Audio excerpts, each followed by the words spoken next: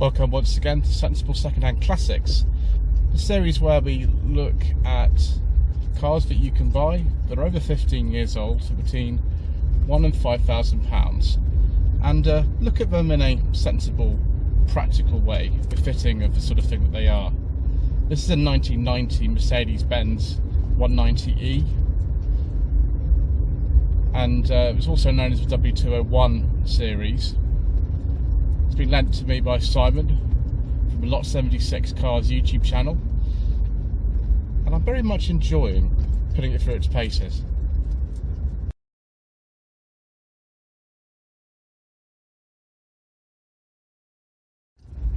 So the 190e, or just 190 if you're referring to the carburetted version of this car, was launched in this country in 1983. It came out in some places a little bit earlier than that, and continued all the way through till early 1993, so a very, very long production run for this car. It was facelifted in late 1988, although, to be honest, the facelift doesn't look very different from the pre-facelift one. Mono wiper in this car, of course, and also the funny little door mirrors, which are rectangular on this side and square on that side. Kind of works quite well though, actually. I'm quite surprised. I thought it would be terrible, but it isn't. Engines available in this car. At launch, there were two 2-litre options. There was a carburettor version, which developed 105 horsepower, and this fuel-injected version, the 190e, which develops about 122 horsepower.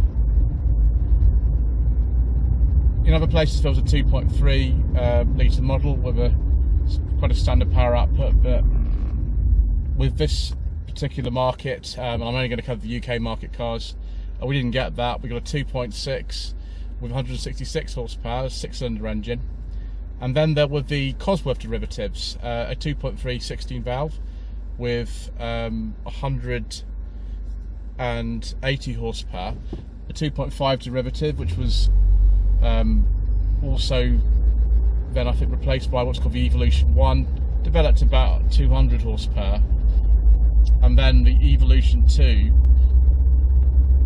absolutely crazy, 235 horsepower.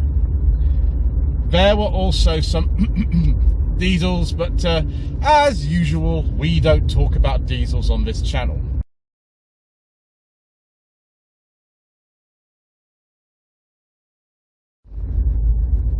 It's very appropriate that I'm in a 1980s early Mercedes-Benz, as I'm just passing Binfield Manor and near Bracknell, just on the right hand side here. That is owned by the Sultan of Brunei. However, it was also used in the 1970s as a filming location for the Sweeney, the New Avengers and the Professionals. Sadly we can't go in there today, but we can talk about this 190e instead. It feels very, very comfortable and very smooth to drive. There is a bit of a whine from the automatic transmission. There was a manual available, but most people didn't really want the manual. They wanted an automatic, and this suits the character of the car very well. One thing I'm finding is, like at BMW of the era, the accelerator pedal is very, very far over to the right hand side, and it makes it sometimes a bit challenging to drive because I'm not quite in the position I would be. I'm sure it's comfortable enough for long journeys, but it just doesn't feel as natural to me as I think it should do. The handling is nowhere as good as something like, I don't know, an E30 BMW 3 Series. Obviously that's a given, you wouldn't expect that. But it's okay. The biggest issue is this massive steering wheel, which makes the car feel a bit sloppier than it probably would do otherwise. Brakes are very good. ABS in this car, which was an option specified by the original owner, and also a 4-wheel disc brakes anyway, so no problems there. It just feels very imperious, I think is the word I'm going to use. It feels like a very small S-Class, which is obviously the idea. I mean, that's why people loved it. Lovely.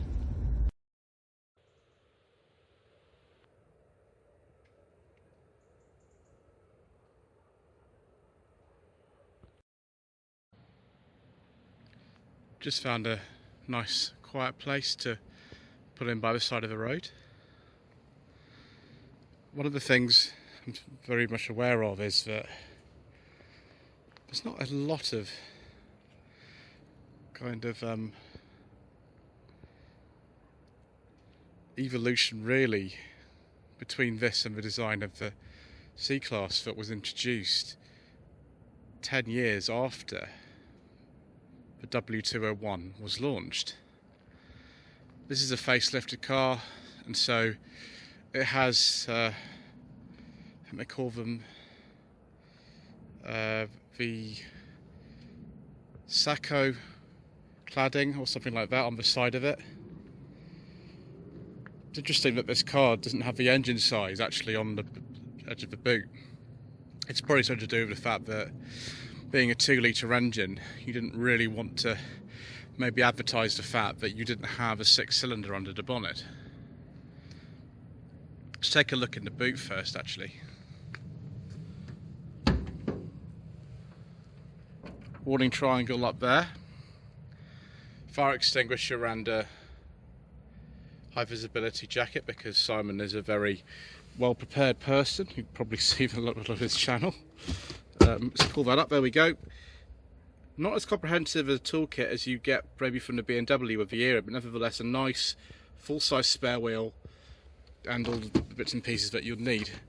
The boot is quite big for a car of this size, although the wells at each side are really quite on the deep side. You might lose things down there if you're not careful.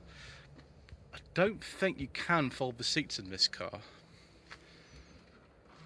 unlike a lot of more modern ones. These are 15-inch wheels. They're pretty standard for one of these. The tyres are slightly wider than standard though. A criticism at launch of this car was the fact that the rear was quite cramped, and trying to get in the back, we're going to struggle, I think. I'm not even very tall. I'm only 5'11", and I mean, I've really got no room at all. The head's right up against the headliner, which isn't sagging at all actually. It's in quite nice condition, this headliner. I also do like the facelifted car's standard upholstery. You could get a leather interior, of course, in amongst the enormous option list that included £2,000 for air conditioning, £600 for ABS, and all kinds of other things. This car's got electric rear windows, which is good. I think this is the ashtray here. Yes, it is. This central armrest was an option as well. That wasn't standard. The nets on the back are quite handy for storing things. And there is actually a rear armrest here. That's rather nice. I like this sort of velour feeling. This dates from an era when Mercedes-Benz weren't just making cars for everyone, which is what they kind of are doing at the moment, and they're one of Britain's most popular manufacturers. They were making cars for people who really appreciated just this level of kind of engineering rather than out and out sort of features, because there's luxury in one of these, but I wouldn't say it's got the most features. Right, let's get in the front. It's quite a low driver's seat in one of these. I mean, I have gone down significantly in these. That's the seat height adjuster there. Got some original Mercedes-Benz mats as well. So you wouldn't really call this a sports car, particularly looking at this enormous wheel. Absolutely huge wheel with this kind of old-fashioned material around its rim. Very, very typical Mercedes-Benz of the era gauges. Simon tells me that the dashboard, or at least the instrument panel, was replaced, so this car's done about 10,000 miles more than it shows. At the moment, the fuel gauge is actually broken, so it always only shows half. Fortunately, he's put some in for me because he's a very kind man. Sort of like a slightly more luxurious Volkswagen at the time. I mean, the Polo Mark II that we had a sensible second-hand classics a little while ago was like this, very, very kind of austere and just not particularly, you know, with most sort of more modern styling in here, but that's really not what people wanted from one of these cars at the time. What do we have here? Ooh, very big ashtray, and I think that's a 12-volt socket there as well. This radio's been replaced by a more modern one, which for, you know, everyday driving I think is better. No indicator stalk on this side. Wipers and indicators, like so many Mercedes-Benz models of the time, are on this side. You can put parking lights on as well, and there's other switches, but these switches look really, really sort of kind of like they don't belong here for some reason. I don't know why. They look like they're an afterthought, and there's various blank ones here too. No airbags, of course, until a little bit later on, in 1990 in this country. I don't think my secret mission documents are going to go in there, sadly. No, far from it. That's a bit of a shame. Maybe we can put them in here. There we are, no problem. Electric window switches are down here. So is the hazard light switch. It'll just be like a, I don't know, an MG3. Didn't realise there'd be any comparison between an MG3 and one of these, but there we go. 4 electric windows in this one. It's found an electric aerial switch. Wow, that's fancy. I can never remember whether S in this car stands for Sport or Standard. I do have a German degree, so you know, if I say Standard, then that's why I'm saying it. There's a little switch here. Is that for child locks or something? Little... Just leave that how it is, shall we? Normal handbrake, which is brilliant, rather than the C-Class's sort of fussy foot-operated one. One really weird thing is that the not the handbrake, the bonnet release is over there, like on a lot of the you know, newer, smaller Volkswagens. There is an electric sunroof in here. Simon has told me I can use it. I still don't know if I really want to though. Sorry, because I'm just so nervous about breaking sunroofs in older cars. Right, let's take a look under the bonnet. So here we are under here. This is a 2-litre engine, which develops 122 horsepower. This is the fuel injected version, hence why this is called the 190E as opposed to the 190. E stands for Einsprittung, which means fuel injection in German. There's quite a lot of room to sort of work in here, and here's the brake servo there. Fuse box, coolant reservoir, and the ABS pump. But that was a £600 option in this car. Still running a distributor, as you can see. Massive, massive thing on the top. I believe that's the air filter housing there. Unlike in a lot of other Mercedes, the battery's actually still under the bonnet. If you press this button, you can put it in the service position to actually make changing the battery a bit easier if you want to. Nice kind of smooth front end. These little ribbed indicators and the rib lights on the back do remind me of something like a Mark II Ford Granada. Right, time to go for another drive, I think.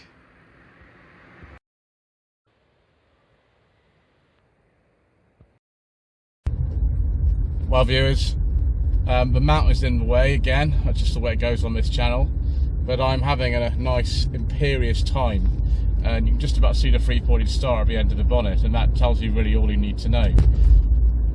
It's so funny how common Mercedes cars are now, and at the time when this car was made, they just weren't that common. You could have bought something like a Ford Granada for the price of one of these, and you know, that's got a lot less in the way of badge prestige, but much more in the way of sort of practicality. This 2-litre does feel a little bit sluggish. I think I prefer that 2.6 version. Probably not the sort of Cosworth version, that's really not the sort of thing we do on the channel, but yes, it doesn't feel particularly fast. It's only a 4-cylinder. But the ride is very, very, very smooth. It reminds me of sort of like a Rover 75 in that sort of respect. Very much of the same kind of character, sort of leaning towards the luxury end of the spectrum and not towards a sporty one. Whereas, you know, these days everybody wants to make their cars as sporty as possible, and they admit the fact that a lot of people don't really want to be kind of rushed as they drive around. And everything feels very solid. It just is built for sort of cruising along. Obviously the chassis would cope with more power than this. It would be better. The steering is a recirculating ball type, and so that means it's a little bit vaguer in terms of feel than a lot of other cars of the year would be. But because we drive so many cars now that have really, really light steering in them, it's not so much of a problem to get used to something like that. Driving position is very comfortable. There's not a massive amount of headroom for the driver, particularly not with this optional sunroof. But, you know, I like it, viewers. I like it very much. Wonderful.